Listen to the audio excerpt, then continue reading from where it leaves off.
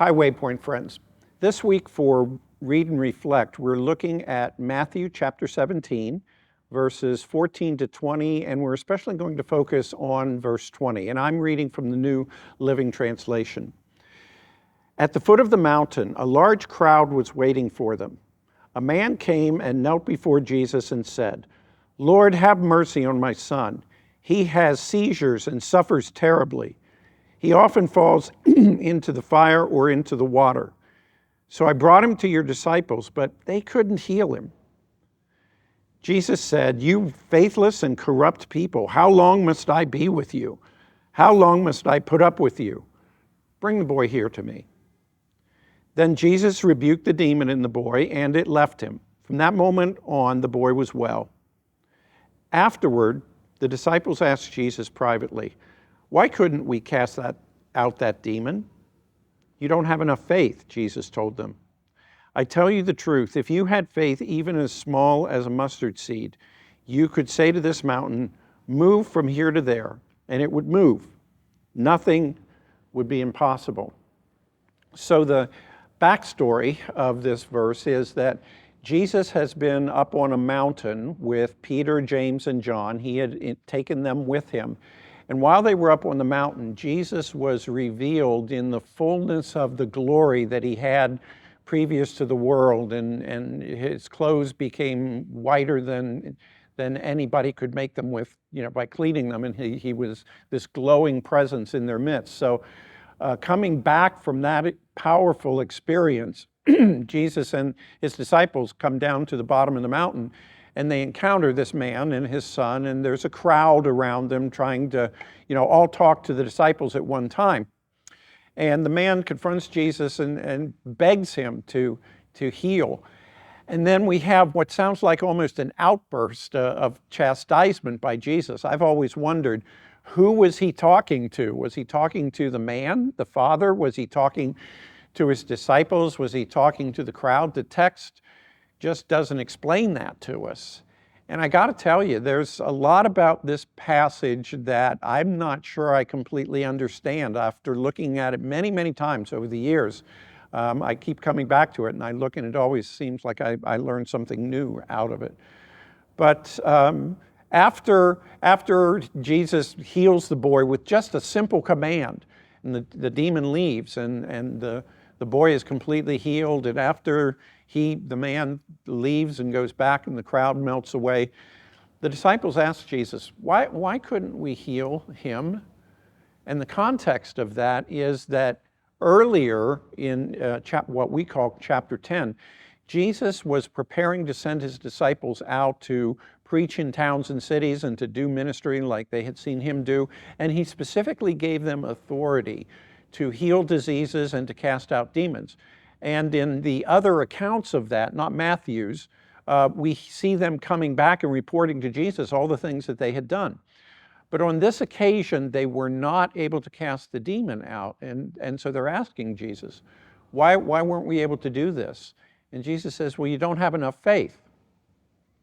And when Jesus says you don't have enough faith, it makes it sound like, well, faith is like a substance, like you don't have enough of it in your pocket, or it's like a superpower or an energy, or like my phone, when my phone's battery goes low and I have to stick it on a charger to get it back up to 100%, where it can support the apps and I can talk to people on the phone. But I'm not really sure that Jesus is trying to make that point, that they need to pump up their faith. I think about other times when people have come to Jesus asking for him to heal them. I think about the 4 friends who brought their friend who was on a bed, and they came to where Jesus was, and they couldn't get through the front door, so they go up on the roof and they dig a hole in the roof and they lower him, and Jesus says, "Your faith has saved you," or "Your faith has made you well." Then there was another time when a man named Jairus, who had a daughter who was dying at home, came and begged Jesus to come and heal her, and Jesus agreed. And so as they're walking to Jairus' house, there's another woman who has had a long time, many years of a hemorrhage, an issue of blood. But she's convinced that if she just touches the hem of Jesus' cloak, that she will be healed. And so she does work her way through the crowd, and touch him, and she's healed, she feels it happen. And then oddly enough, in Mark's version of this same story that we're reading here today, the Father's question to Jesus is a little bit different. He asks Jesus, if you can, and Jesus says, if I can, don't you believe? And the Father's response is, I do believe, but help me in my unbelief. So what I see in the other stories is I see people who had enough of a conviction, a firm conviction that Jesus could do what they needed him to do, that it led them to take action. For the 4 men, it was bringing their friend to Jesus. For the woman with the issue of blood, it was working her way through a very crowded scene just to touch his garment, without him knowing about it. And even for this father who didn't have complete faith, the disciples bombed out. So he's saying to Jesus, if you can you please do something for my son? And when Jesus asks him, if I can, the father's response is, I want to believe, I do believe, but help me in the parts that don't believe. See, I think faith is like that. There's an old gospel song that I love. It's called Trust and Obey. And I've taken from that song, when we trust and when we walk with the Lord in the light of his word, what a glory he sheds on our way. And for me, that's kind of the definition of faith. It's trust and then taking action on the trust. Do I trust that God is who he says he is and that he'll do what he says he'll do? Do I trust that God is good and actually has my best in mind for me, and in fact knows what my best is more than I do, so that I'm willing to not only let him do what I need, but to define what my needs really are? Do I trust that he actually does love me, so that I take action on what he's told me to do? Trust and obey.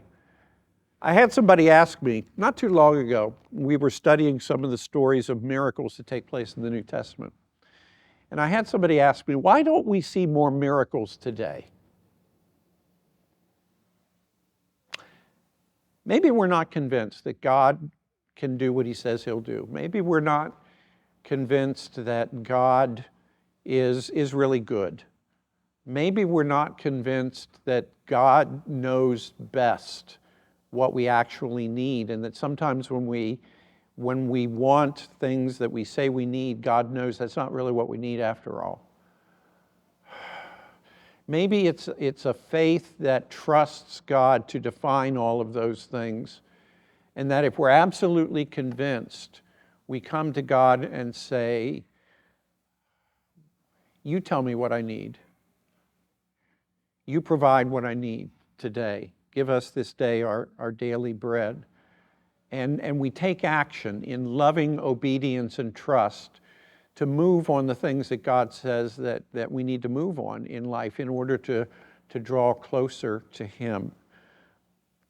Maybe we're waiting on God to do something that he's already given us the authority to do.